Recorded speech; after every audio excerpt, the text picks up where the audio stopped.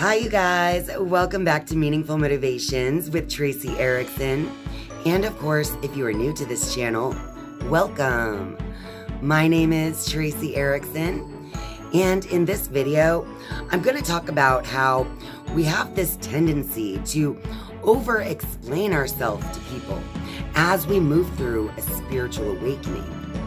And I also want to talk about how you can get out of that cycle of explaining yourself to other people and stand in your power, even as you go through life changes.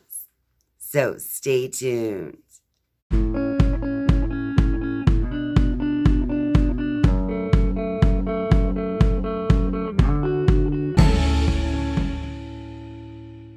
As I sat and pondered, why is it that we try to over-explain ourselves to people?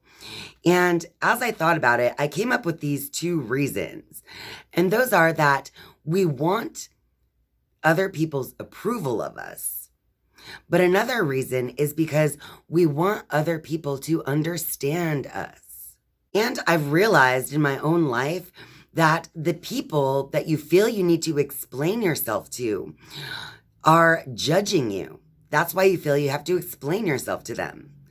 And when people judge you, it is because they simply do not understand you and they don't understand where you're coming from. Now, this is a very important topic when it comes to spiritual awakening. And this is something that I struggled with at the beginning of my spiritual awakening way back in 2008 and 2009, when I just started to change and grow in wisdom and intuition. And as I changed, the people around me were trying to understand me and where I was coming from. When I first started on my spiritual awakening journey back in around 2008, I was a very young wife and mother. I had 2 small children at home, a full-time job, and a husband to take care of, as well as the household and all of those things that come along with being a wife and a mother. And so I already had a very full plate, but my entire life felt like it was being lived for other people. And my life also felt as though it lacked true meaning and purpose. So I began to seek wisdom, spiritual wisdom. I began to read more books, watch documentaries, and I began to seek more and more information on who I am, why I'm here, and what it is that my soul wants me to be doing on this earth. I have quite a unique spiritual awakening story because unlike other people, I actually found a mystery school and began to do deep spiritual study through the School of Metaphysics. I joined this mystery school in January of 2009, and I was a student and teacher there until the end of the summer of 2013.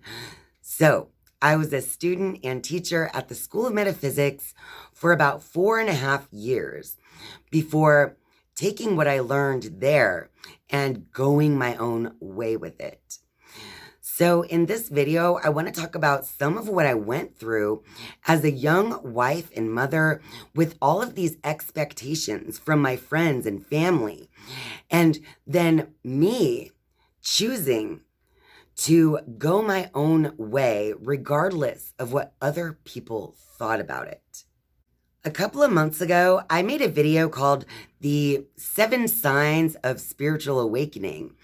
And in that video, I told you guys that some of the signs that I had experienced through my spiritual awakening included the fact that your morals and beliefs might change as you move through spiritual awakening.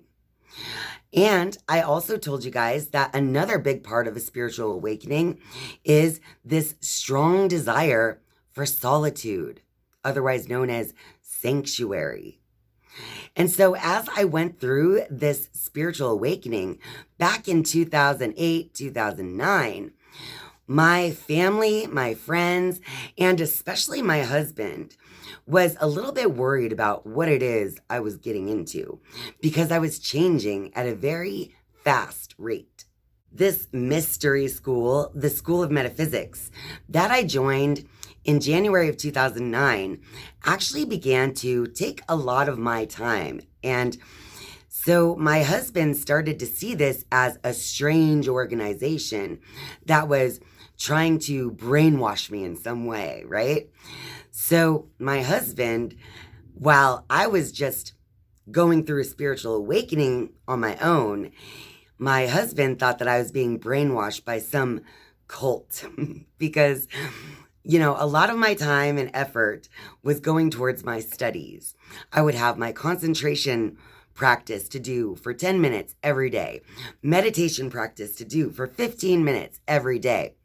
I would have to read my weekly lesson each and every day out loud. That took a good 20 minutes or more usually. And I would have a weekly book that was assigned to me to read along the lines of spirituality, quantum physics, and those type of studies. So I was really immersing myself in this spiritual study, but it made my family and friends believe that I was changing at such a rate that I was going to leave them behind.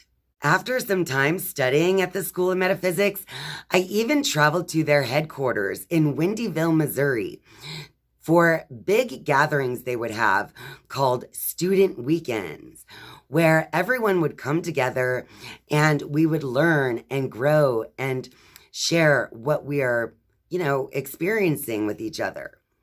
And I would go out of town a lot for teachers' meetings and conferences throughout the Midwest.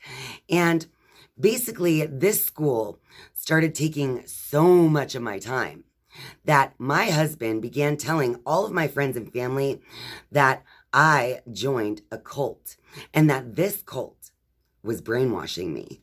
Of course, in the beginning, this made me have this strong desire to explain myself to everybody.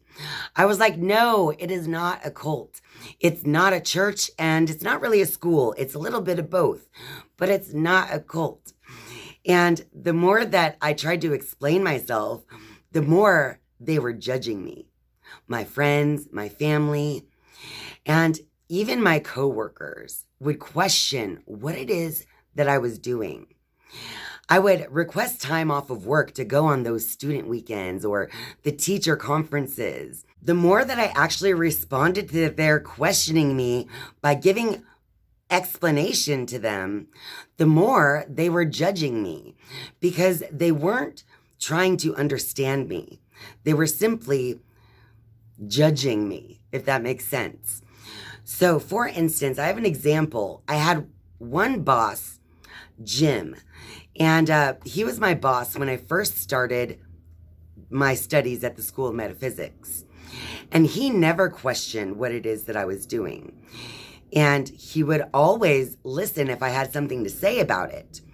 But in the end, without ever questioning me, at my year-end review, he actually stated there that he's not real sure what school I was attending outside of work hours, but he noticed that it has made positive changes in me as a person.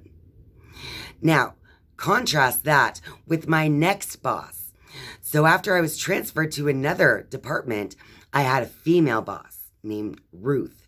And Ruth went at my strange spiritual study in a much different way.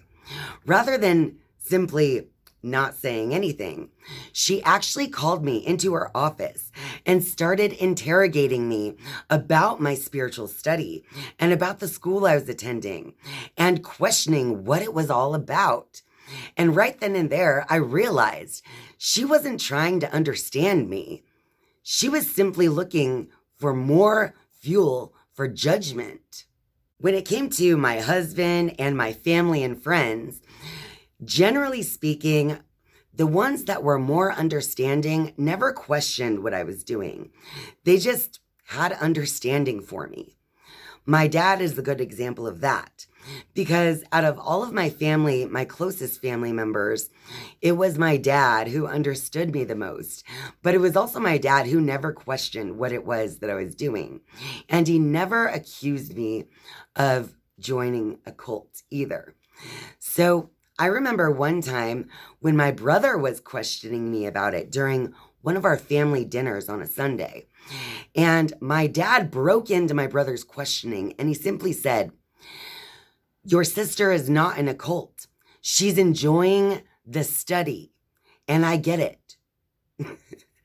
So that made me realize that it's those who don't make you explain yourself. They're the ones who seem to understand you the most. But the ones who need an explanation out of you, they're the ones who are judging you. At that time, when all of my friends, my family, and my coworkers seemed to be judging me or questioning what I was doing at the School of Metaphysics, it made me lean more and more on my spiritual teacher. And so he was the one that I always leaned on whenever I was having these issues with the people in my life and them not really understanding me and demanding an explanation from me. And back then, he always used to tell me, "You have to take your power back." And at the time, I wasn't really sure what he meant by take your power back. Over time, I actually did begin to realize what he meant by taking my power back. And I realized that the only way to take your power back is to step into your authentic self and to just show up as this new version of yourself each and every day without explanation. Because the more that you try to explain yourself, the further everyone else gets from understanding. But if you just show up and be authentically you, connected to your heart and spirit, then the people around are going to recognize that simply by seeing you and your changes. So fast forward a few years, after my husband already told everybody I was in a cult, only a few years went by before he was my biggest cheerleader and promoter.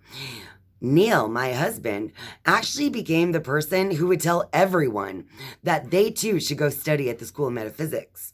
He would tell everyone about the massive changes in me that led to a better life, a better outlook, in general, just a more heart space living.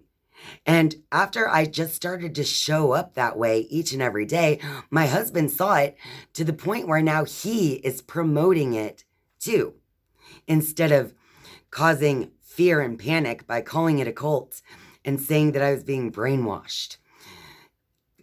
So as I just showed up as my authentic self and stopped forcing them to understand me through explanations, I was simply showing up as a new version of myself. And they had no choice but to see the changes in me themselves. And that led to better understanding. And I know just from the experiences of other students and teachers at this school that when we go through a spiritual awakening, the people around us don't understand what's taking place at first because they remember you as your old version, the old version of you. They don't want to see you change and grow into someone else because that would mean that maybe they have some changing and growing to do as well.